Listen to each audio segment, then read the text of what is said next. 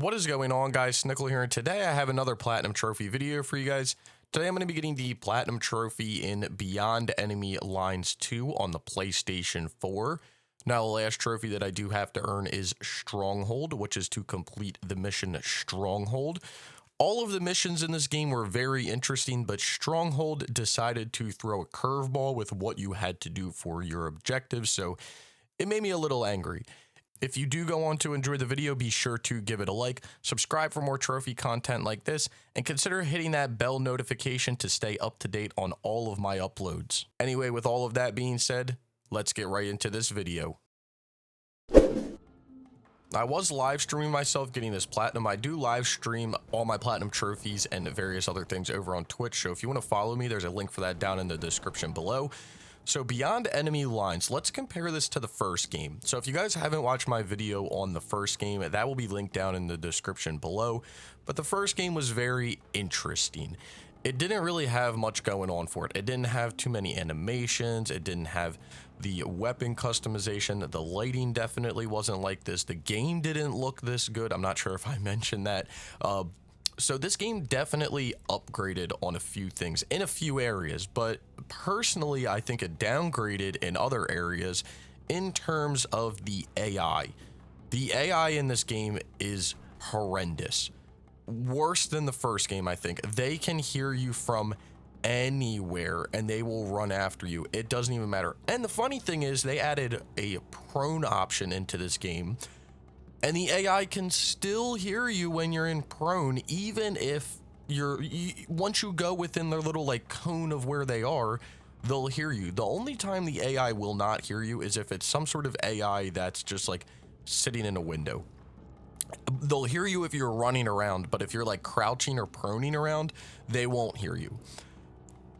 If it's an AI that's running a track or walking around or doing some sort of surveillance walking around, they'll hear you regardless of what you do. So that's a little bit of a pain in the ass, and you have to have some patience when it comes to that. So this last mission here, you're going to see the game absolutely die, because I don't think it's supposed to have this many enemies on the map at the same time. But for this last mission, what you have to do is you actually have to defend this bomb. And like I said in the beginning of the video, a defend mission or something like this, or just being in gun combat like this, is something that was never part of the game to start off with. This game was always trying to be some sort of simulation game where you were kind of first person stealthy in that aspect. But here they say, you know what? The whole structure of the game from the past few hours that you've been playing, throw that in the trash and let's do this. And it would be perfectly fine with me if that was the situation, if there was a few things that would change. The first thing is the lighting in this damn area is awful. I don't know if you're supposed to be hanging out in this area. I mean, the weapon is right in front of the box here, so I was assuming we're supposed to stay by it, but maybe you're not supposed to. Maybe I'm in the wrong area. The lighting is awful. Standing by this box is probably your best bet right here and just letting them run up to you. But the animations, the reload animations, they lock you in it. So the second you start reloading, if you see somebody, good luck, because you're locked into that. But yeah, it just doesn't fit the rest of the game and the way that the rest of the game plays. Now, as for the mission structures for the rest of the game, I think some of them are perfectly fine. You definitely need to like crouch walk around and do a lot of things, but like this mission was a pain in the ass to get here because you had to go through like 50 enemies just to get to where we wanted to get to, which was this bomb. Now, I was like cutting through this little like valley area, but it was still like a pain in the ass, you know? And when you die, just like in the first game, when you die, you restart from the beginning of the mission. There's no checkpoints. The checkpoint is the beginning of the mission. So that's a little bit of a pain in the ass too. So I would say from an experience standpoint, I definitely like the first game more than the second game. What I mean from an experience standpoint is the way that the levels are structured and the way that they play.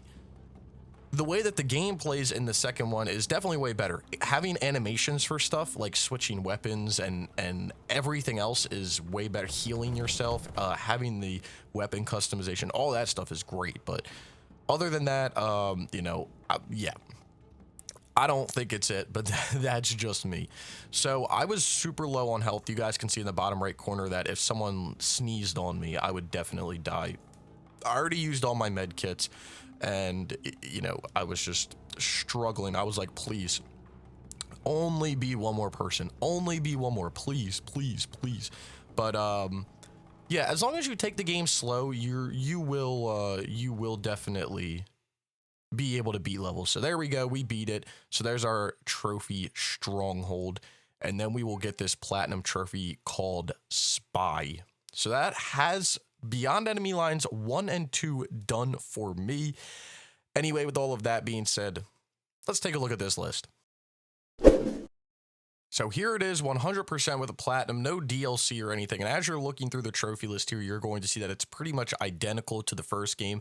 You're going to get trophies for completing all the missions and then a few various random things down at the bottom.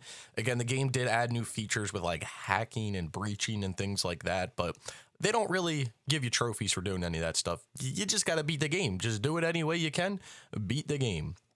So the only new thing they added was obviously the weapon modification attachment at the bottom. So here is the profile trophy level 551, 34%. I've got 12,940 total trophies, got 8,743 bronze, 2,899 silver, 1,096 gold, 202 platinums, and like I said, 12,940 total trophies. If you're into that numbers kind of stuff, I wish I could talk today. And here is the platinum trophy itself, again, just called Spy. So if you picked up Beyond Enemy Lines 1 and 2, or if you just saw this game because it was on a sale or something, if I'm going to recommend this to somebody, it's hard for me to recommend buying this game for full price because of what it's priced at and what it offers, because the offerings, I feel like the offerings are pretty slim, if you want me to be honest. There's not too much going on here. The game has some cool features, definitely, but I don't think it's worth what it's worth or what they're asking. Let's just say that. The experience is okay. I like the concept of the game. It's definitely an interesting concept. The core way that the game is set up is definitely great, but it needs to be fine-tuned. The details need to be ironed out a little bit, and just a little bit more time definitely needs to go into it to make it, make it that game. Because there's a lot of things going for it. The name, there's a lot of things. Everything is kind of going for it other than, a handful of things that are definitely going against it. So let's get into some numbers here. So, difficulty out of 10.